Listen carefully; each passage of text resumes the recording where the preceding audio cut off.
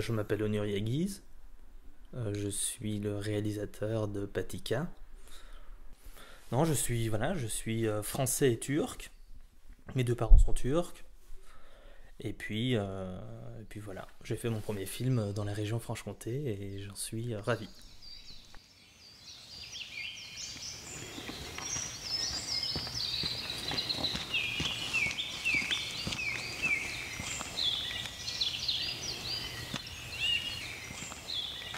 Ils sont encore derrière.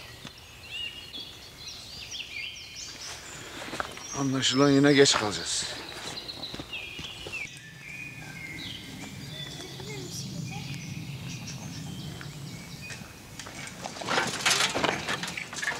Kasım var. İkimiz binersek düşeriz.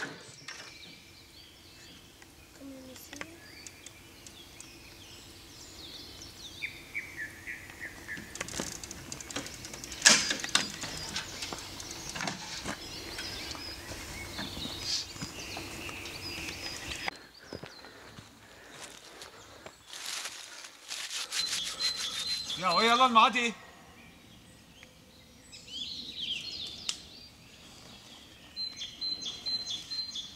Hadi git. Git artık git. Dikkat et bu sefer. Hızlı pedal et. Okulda yaramazlık yok.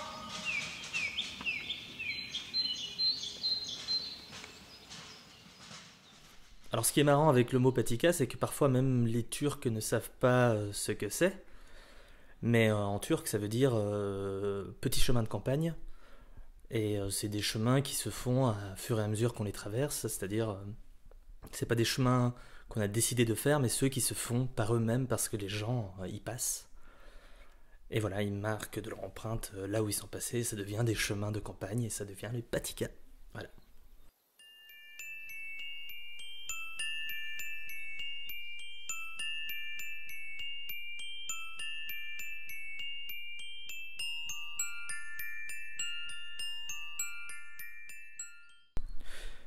L'histoire de Patika, c'est l'histoire d'un père et d'un... Enfin, de manière classique, c'est l'histoire d'un père et d'un fils qui font le même trajet tous les jours.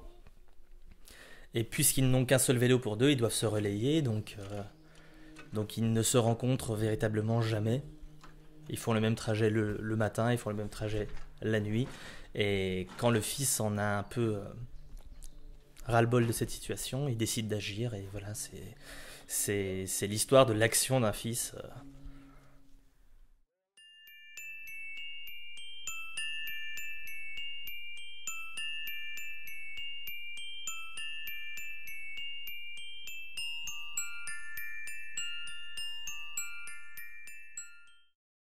C'était important de faire ce film dans le Jura, en Franche-Comté, parce que je suis jurassien. Je suis né ici, j'ai grandi ici, et voilà. Et vu que je m'inspire de la vie, enfin, je m'inspire des souvenirs de mes parents, de mon père, mais aussi de mon grand-père qui était en France, celui qui est en Turquie et celui qui était en France. C'était important pour moi de le faire d'abord en France, ensuite dans le Jura parce que je suis jurassien. Et voilà. Et je pense que le film donne une idée. Enfin, par contre, je pense pas que le film nous parle clairement du Jura. Je pense que ça peut être n'importe quel chemin dans n'importe quel pays, et c'était un peu ce qu'on a recherché dans les repérages avec toi. C'est d'avoir des patikas qui peuvent être à la fois, qui peuvent être partout dans le monde, même si il y a, enfin, le film est daté et on sait très très bien où est-ce qu'il se passe, avec des petits détails qui sont parsemés dans le film. Bon, ce qui est étonnant, c'est qu'on cherchait surtout des paysages que j'avais pu imaginer, et tout ce que je savais avant de chercher, c'est que je voulais que ce soit sinueux, en fait. C'est tout ce que je savais.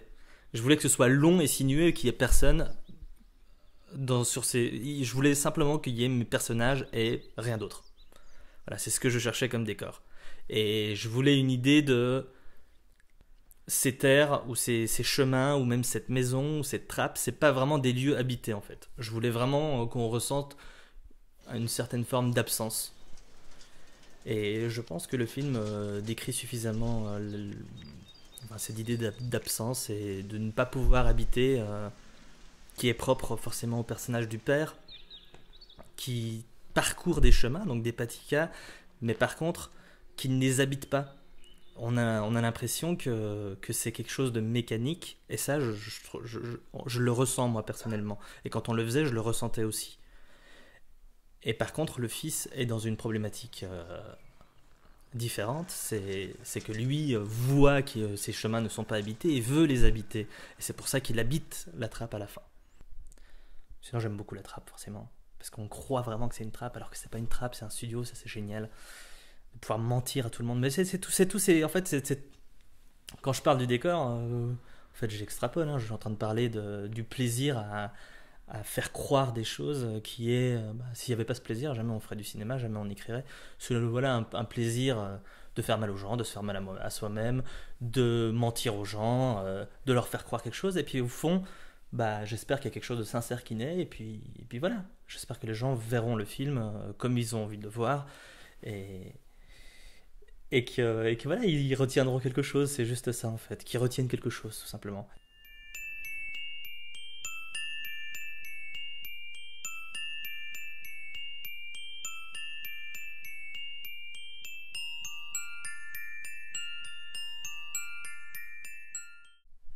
Alors les deux comédiens, l'enfant c'est Özgür.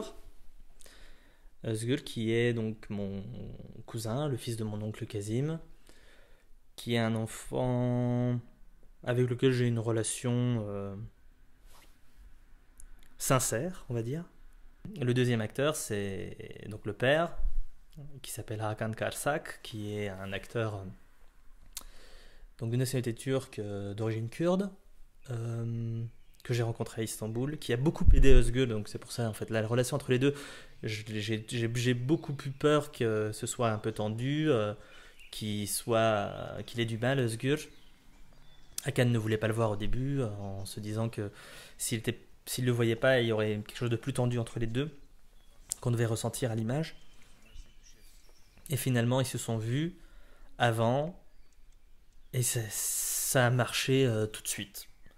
Parce que Hakan, c'est quelqu'un de... voilà, c'est un vrai acteur. Et voilà, il n'a pas un ego... il a un ego comme tout le monde, hein. Moi aussi, j'ai un ego surdimensionné quand même, comparé à lui.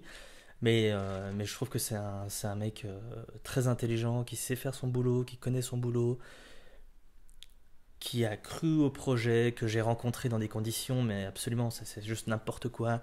Je suis allé à Istanbul, je suis arrivé moi dans l'après-midi, et lui est arrivé avec le vol de minuit à Istanbul. On a pris quelques verres jusqu'à 4h du matin et on a parlé, et quand je l'ai vu je me suis dit c'est lui. Et le problème c'est que c'était le premier acteur que je voyais, et que je devais en voir d'autres après, et que c'était très embarrassant pour moi de voir les autres acteurs, surtout que j'ai parlé avec chacun d'eux au moins 4-5 heures.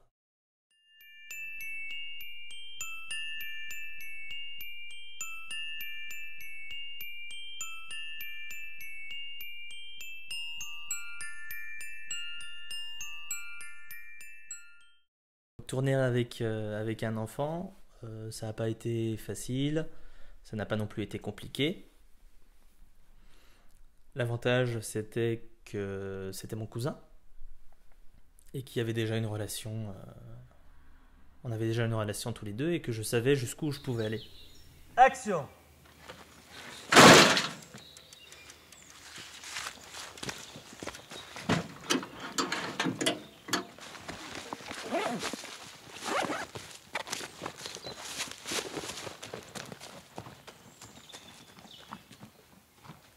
On écrit pour un certain type de décor, on imagine certaines choses, mais c'est de toute façon dans le destin entre guillemets de faire avec ce qu'on a.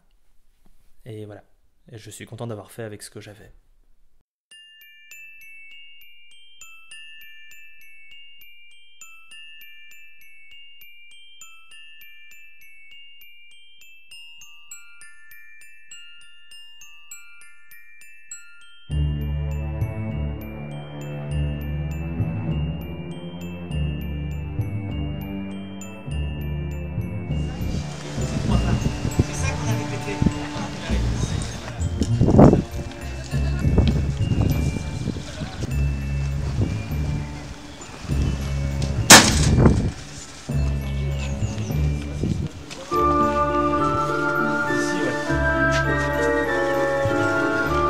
C'était sur 2/3.